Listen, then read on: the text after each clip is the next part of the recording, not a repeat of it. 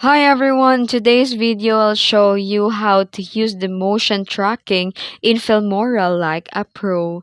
Let's get started. First, start by importing your clip into the timeline and then select the clip. Then click on the motion tracking in the toolbar above the preview window.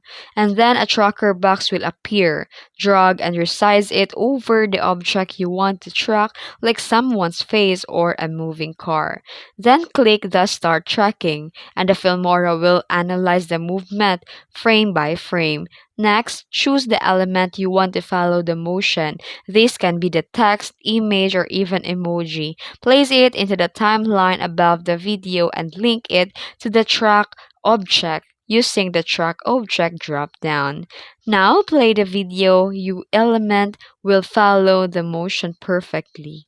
And that's how you use a motion tracking in Filmora like a pro.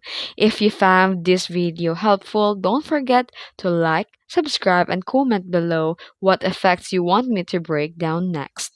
Thanks for watching.